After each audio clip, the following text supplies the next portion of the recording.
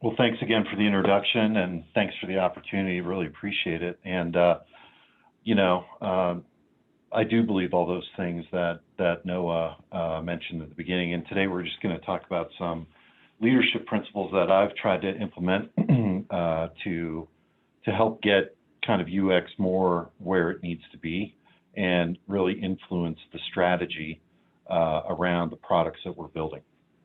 So, what are we going to talk about today? We'll touch briefly on maturity models and some strategies to climb them. And really, what we're going to focus on are the types of conflicts that we run into. So this is a kind of a great theme from the previous presentation, I think. And then how to apply some leadership principles. And then we'll talk about some kind of next steps, but really it's just the beginning, right? And so all of this needs to be practiced and done repeatedly in order to have an effect. So, here's a pretty simplified maturity model. And, in my career, I have, in a variety of organizations, I've kind of been brought in to start UX. And so we've started pretty low on this scale, if you will. And, my goal is always to get to this stage 4, where design is really integrated into the strategy. And the reason for that is that's where companies really get the most value out of what we do. And that's where it gets really fun and super exciting. And when you kind of taste that, and you've had that experience of really being at that level, it's just kind of something you always want to strive to and repeat. But it's difficult. And why is that, right? And that's what we're going to talk about. But, I want to turn it up to 11. Let's go. The reason it's difficult is there's many reasons. And only about 21% of companies really attain that level of strategy, incorporating design into strategy. And there's a lot of great ways, right? And a lot of them put out by HFI that are strategies really to help us get to that level 4. And these are just some, right? Showcase project, Lisa talked about an executive sponsor, critical. And then there's other things around process and capacity and capabilities and all those things. So these are great. I recommend them highly and completely. The problem with them is that in some organizations, these things can take time. And how do you start to influence the day-to-day projects that you're working on if you don't have these things? How do you build to a showcase project if, for example, you don't have an executive sponsor? And that's what we're going to focus on. So let's look at a scenario, right? And so you're a UX designer and you've been given this challenge, right? We're going to build a building and we're going to make it usable for the visually impaired. And so let's assume you've done some research, right? You might have done some interviews. You might have done some observations. You might have done a whole variety of different things. And what you come up with is that for this to be successful for somebody who's visually impaired, we need these 4 things in place. We need some kind of wayfinding where they can come into the building, they can understand what is in the building and how they need to get there. We need some way to guide them to where they need to go, right? Some kind of tactile walkway. We need some landmarks in the building that tell them generally where they are. Am I in the lobby, right? Am I in the bathroom? Where am I? And then we need some increased lighting, right? Not everybody's completely blind, and we may just need some increased lighting throughout the building. So this is your strategy. And let me see if you've ever had a conversation that looks like this, right? So here you are, you're excited, you've done this research, and now you're presenting it to your team. Here's a strategy that's going to help the project. The product manager, wow, that's great. Seems maybe a little complicated. Could we start by just focusing on the elevators? And then you have the project manager weighing in, right? When will this be complete? Seems like it's going to take a long time, and development, you know, this is going to consume a lot of resources. So right out of the gate, what's happening here? You know, it's kind of what the information that we're bringing is being dismissed and relegated to kind of the sidelines.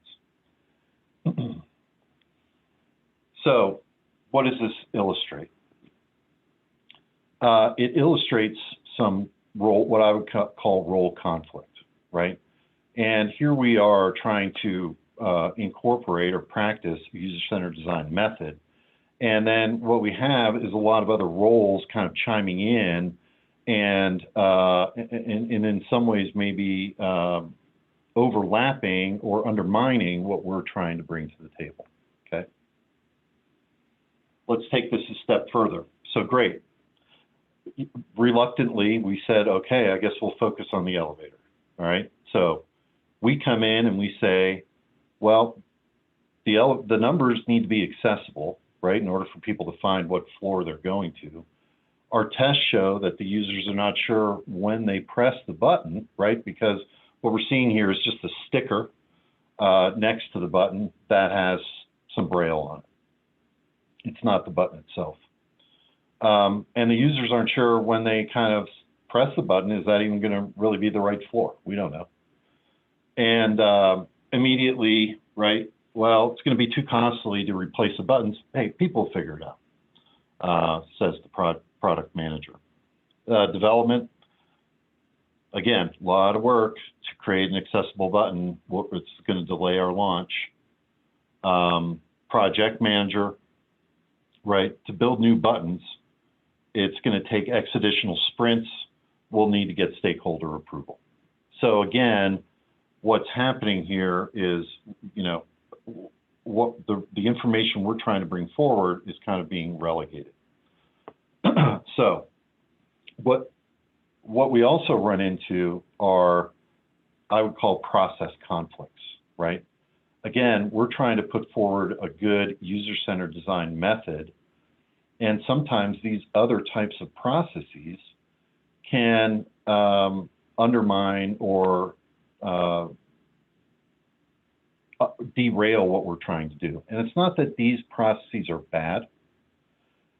Everything has its place, right? Lean UX certainly has its place, but I think it relegates larger research initiatives that sometimes need to be undertaken. Agile certainly is a development method, right? It is not a design method. And, you know, you saw that kind of in the scenario, right, where it's just they want to jump right to an MVP. And again, an MVP can be useful, but how is that MVP defined, right? The devil is in the details. So what can we do? And this is the French and Raven power structure. And so these are different types of power that were defined by a person named French and a person named Raven. And there's two different types, right? There's positional power, and that's legitimate, reward, and informational, and coercive. And there's personal power, referent, and expert. And how could we use these different power types as a way to respond to some of these? Okay, so let's define these quickly. Legitimate power.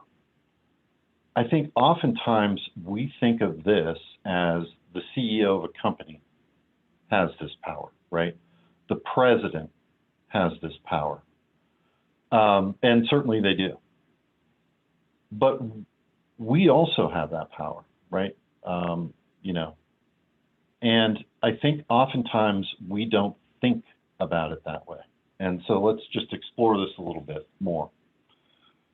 This breaks down into some different views of how this power is kind of can be used and what this power means. So there's that legitimate power, right, of position.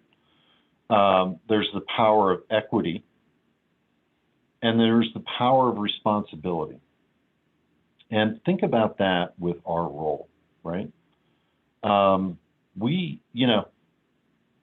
I think oftentimes we forget that we were hired by the company that we work for, that there's a job description that describes what we need to do for that company. And those are artifacts of this legitimate power. Now, do we have as much legitimate power as a CEO or president? No. However, this is still a power that I think we don't think about much and that we can leverage. Reward power.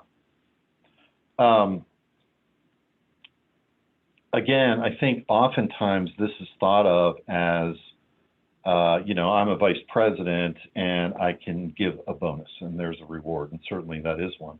But, rewards come in many forms, right? A pat on the back can be a reward. The ability to attend a usability test can be a reward. And so this is something that we also have that I think we often under leverage. Informational power.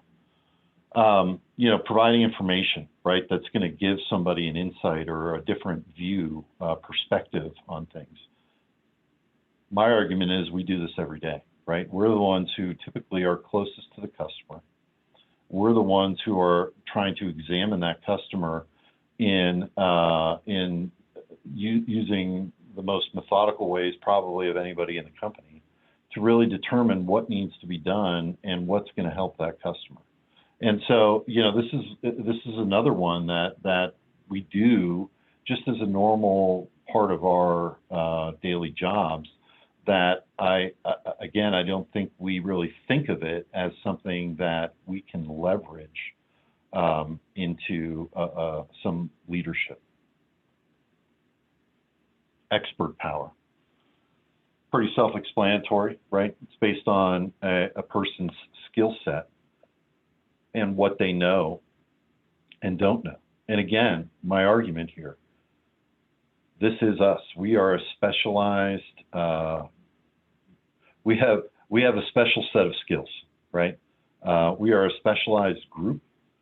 And by definition, that means probably most of us have this type of expert power. And again, it can be leveraged for the purposes of good. Referent power, these get now, this is the second of the kind of personal power. And this is kind of the power of attraction, right? And, mentions charisma here. I don't know. In the work world, what I would say is these three things, resilience, grit, and good decision-making ability, are things that in the work environment form an attraction, right? You're attractive if you have these things. And so again, this is another form of power. We're making trade-off decisions every day, right?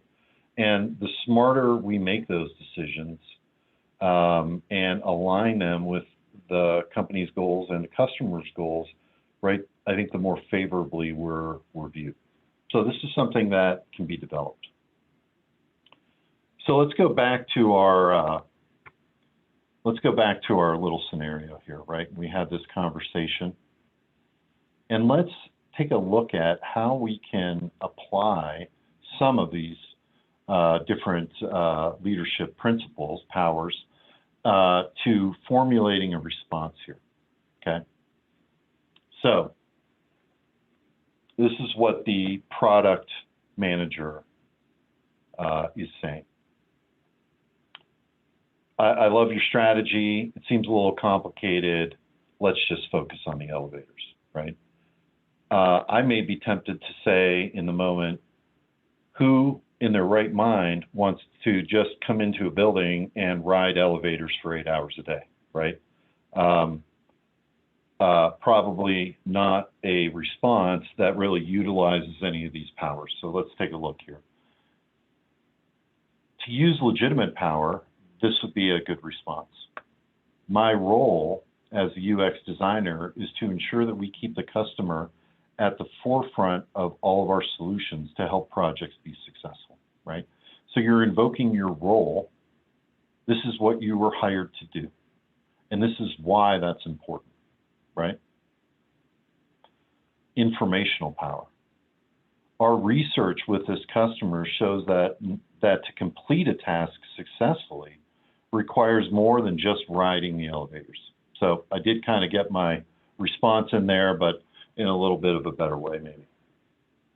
And then finally, expert power, right? As I was studying for my latest certification, I recently learned that a good MVP tests the value proposition, not just functionality, right?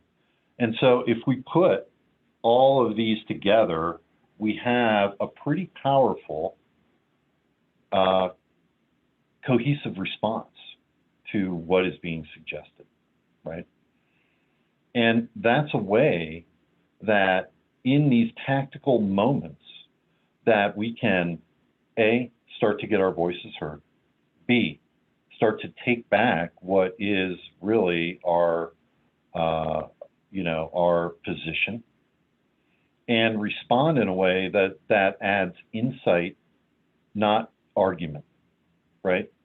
And all those things help us to get power, help projects to stay to be better and stay on course, and elevate ourselves within the organization. So, the conclusion part. Using these leadership principles, right, it supports the larger strategies that I mentioned in the beginning. It supports the strategies of a showcase project, getting an executive champion, right? All those types of things that we really do need in place if we're ever going to get to the stage 4. Those, again, that's the war. These are the battles that we're fighting every day, to use that analogy. And there's a synergy here between these leadership principles and those larger strategies.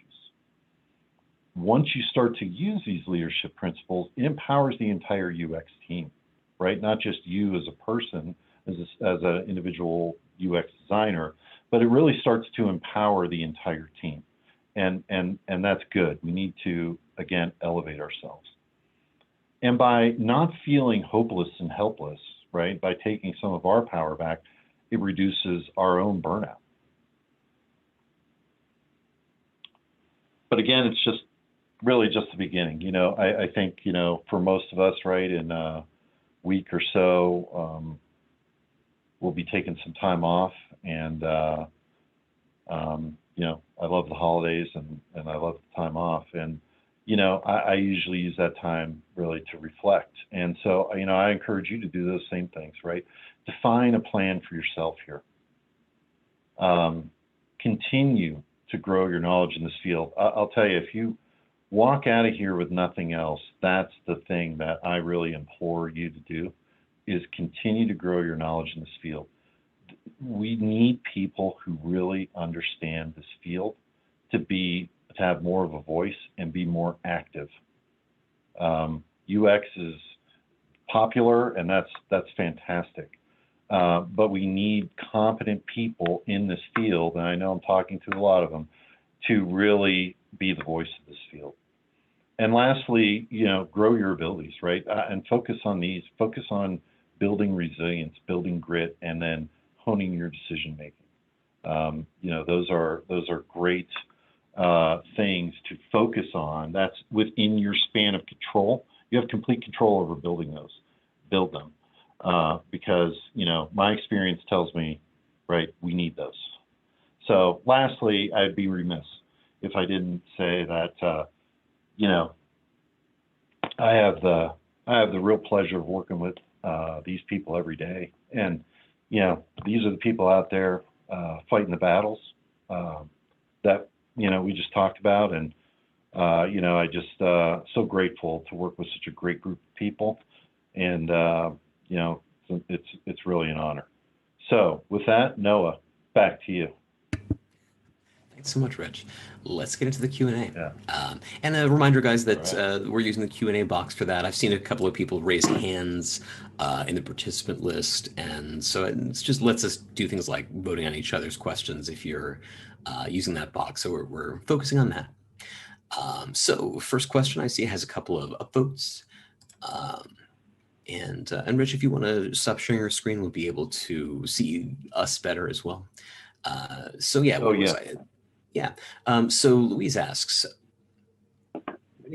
is anyone trying to socialize the term MVE, that is minimum viable experience, in tandem with an MVP?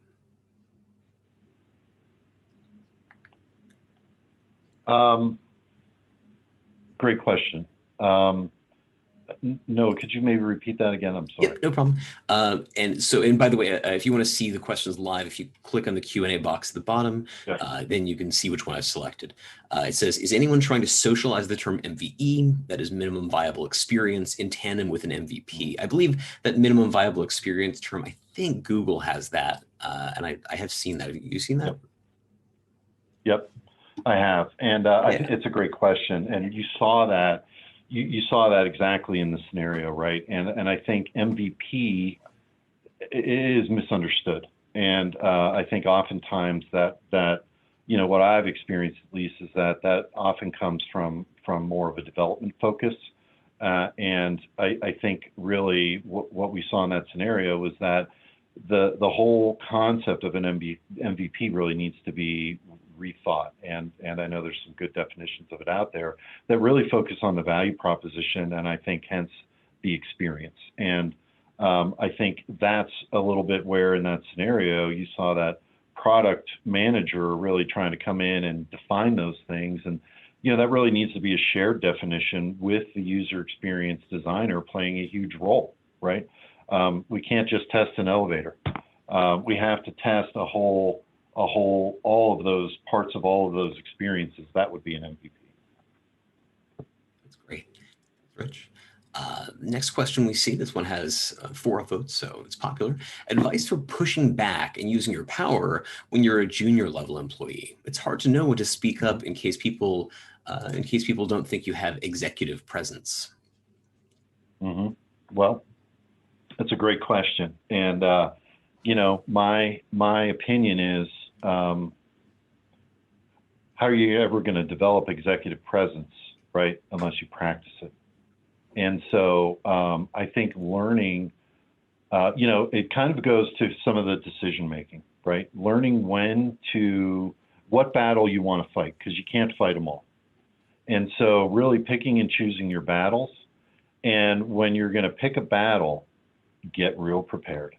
And then go in for I hate to use these analogies, kill shot, right? So be prepared and then really think about what that response is going to look like and use these principles of power to formulate that response. Come with your facts, right? People don't want to hear emotion, they want to hear facts.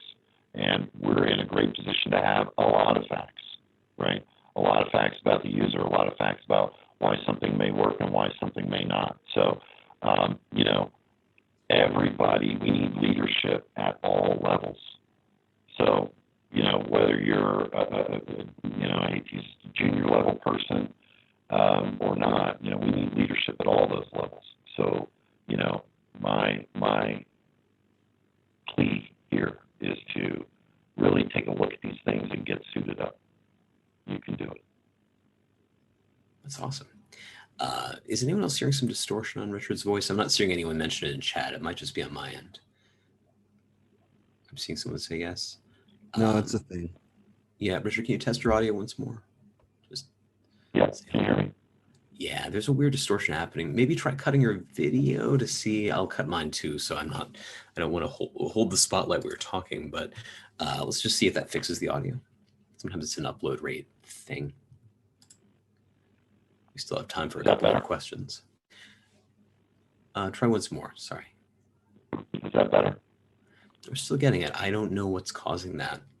Yeah, other people are saying it's distorted. It's kind of a Maybe robot switch effect. microphones if you can. Any chance? Yeah, any chance you have another microphone? Unfortunately, I don't. Come on, this was just How's getting that? good. Is that better at all? We're still getting the same distortion. I'm awful sorry about that. Yeah, apologies. I mean, I can make out what he's saying. It just sounds, as people are saying, kind of robotic. Maybe we'll just continue. We've got just a few minutes, and I'd love to get your thoughts on a few more of these things, a few more of these questions. Is that all right? Yeah, sure. Yes, and since the video doesn't seem to be affecting it, then you're welcome to put that back on. It makes it a little more personal. The question here at the top is, what's your background and work history? My background and work history. Well, I've been doing UX for, I don't know, quite a while, and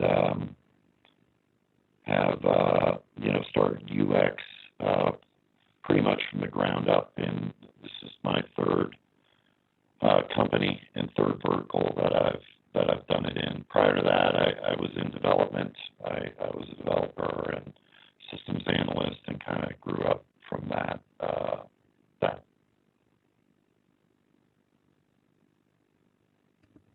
Okay. Let's see. And this, take a moment to see. I want to, Rich, I want to get, do you have thoughts about continuing education stuff, Rich? There's a question about that, and they say, I'm not sure if this is for Richard or not.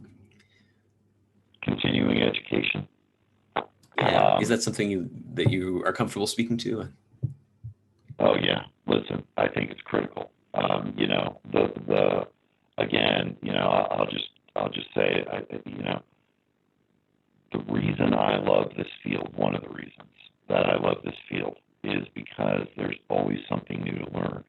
And if I wake up one day and think, well, I know everything, I'm good to go. Not only am I deluding myself, right? I'm doing the company that I work for a disservice. So continuing education, firmly believe in it. And, as you can kind of get a sense from the presentation that I gave, my first recommendation, learn everything that is possible to learn about this field, right? And that's an ongoing thing. And I constantly read, I constantly am in conversations with people, but I've also branched out right into different topics that I've needed to really kind of understand in order to try to get to that design as a strategy, right? And that includes, organizational change management, leadership, and things that I never thought I would, really even be interested in or need to know. So, it's that's a little bit about my journey. It's been a fantastic ride, and I'm blessed to work with some really smart people that I can learn from, and have been blessed with that over the course of my career. That's great. And by the way, your audio is fixed now. It just suddenly popped back to working. So Great. I'm seeing in chat, everyone's very glad about that, and I am too. Yeah.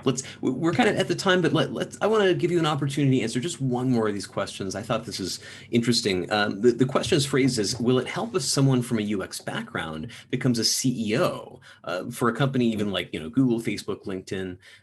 So I'm speaking about what a CEO should know about UX is kind of an interesting topic. Can you speak to that? Yeah, sure. Well, I guess there's kind of two questions there, right? One, my God, what would happen to the world if people in our field became, at that leadership level? And I think it would be amazing. I think it would be incredible. So, I guess that's what I have to say about that. I think that, part of what I see the need is that and again, I'll just go back to the thought of education. This is why, in my view, it's so important for people in our field to continue to learn and continue to grow, their knowledge in user experience. The reason for that is because what I see the need for is that people in our field need to rise up to larger levels of leadership, right? And so if you're bringing that knowledge with you and you're rising up into higher levels of leadership of the organization, ultimately, that's going to make the products that that organization produces better, and that's the goal, right? That's the goal. And so that's kind of the journey that I see, right? So study up.